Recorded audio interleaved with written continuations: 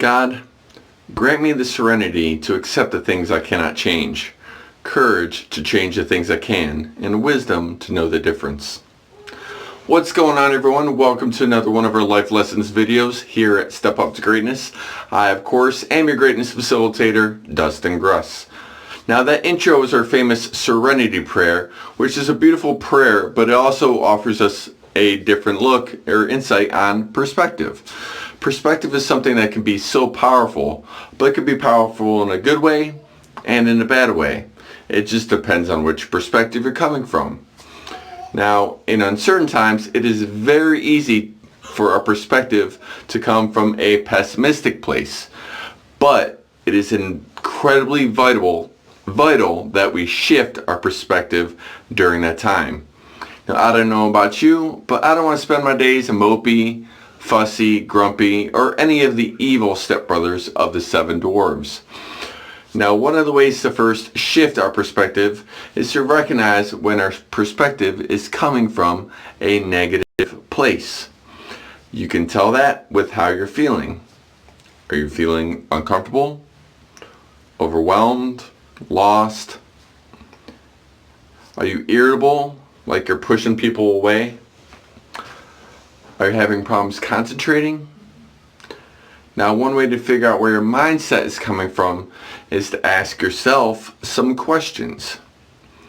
What can I control here? What is outside of my control? Will worrying about the situation change it? Will it help me feel any better?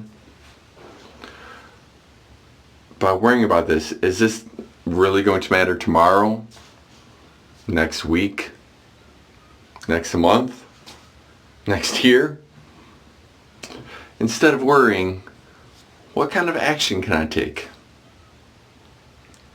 Now, speaking of action, one thing you can do when you feel all out of sorts is ask for someone else's perspective. But if you're going to ask someone else for the perspective, just make sure it's someone that you trust and can give you constructive feedback, not deconstructive. Now, just this week, I had a colleague of mine tell me about a problem she was having. She's a very bright, creative person, but she was struggling to get any of her work done in the new space that she was confined to, where she's now spending a lot of time in a basement. It didn't have the same air, same space or light that she's used to in the office she used to work at.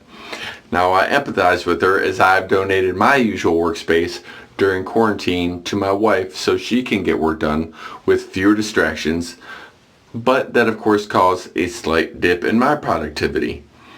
But then I reminded her that while yes, if you're not used to the surroundings around you, it can affect you and affect your productivity, but she needed to remember that her creativity greatness came from within her, not the space she was working in. She just needed to change her perspective, or in this case, adjust the environment around her to be more like the environment she preferred to work in. Now, I'm happy to say that she was able to change her environment, add a beautiful scenic background, played some relaxing nature sounds, and added a lot more light to her workspace, and she was able to get a lot of work done after that. Now, as you can see with my story, sometimes you just need to change your perspective. When you're having a rough day or not in your clearest mindset, your mind can turn the littlest hiccup into the largest debacle or tragedy. But when you slow down, think things through, or enlist the help of someone else, these are sparks that can light up the darkness and get you to where you need. Now, I want to share one more story with you that comes from mindset coach Brian Grasso. He was driving his old Volvo, which he called Molly affectionately back then, and he had been really good at keeping up with its regular maintenance, but it was suddenly giving him problems. It was jolting after complete stops. It would hiccup, when he'd put it in reverse, and it was guzzling gas at unreasonable rates. Full of frustration and annoyance, he took his car to the mechanic. fearing and expecting the worst, possibly the idea of having to have a new car note that he'd be paying monthly. While a new car is nice, not having a monthly payment was the perk he had been enjoying with his long beloved car.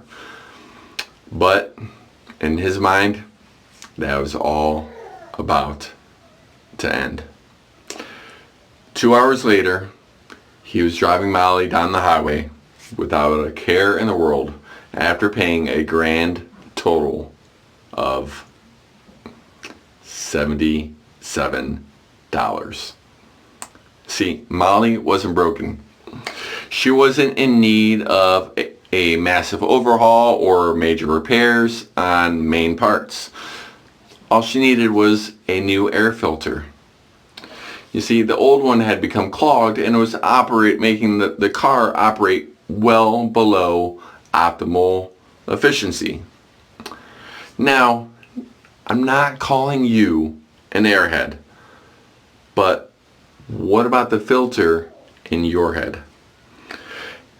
It's not that we don't know how to accomplish our goals, or it's not that we don't realize that sometimes things go a little awry, but sometimes we get in our own way. We do this by overthinking. We do this through self-doubt. We let ourselves get confused. We let ourselves get taken control of by fear. But you see, these things aren't problems. These are the results of a clogged air filter. You're not broken, my friends. You just need to unclog your brain. Put the systems and methods you already know in place and take action. And let your trust and confidence in yourself push you through. Unclog your filter. Adjust your perspective. Get back on the road of success. And once you're on that road, keep moving forward and step up to greatness. See you next week.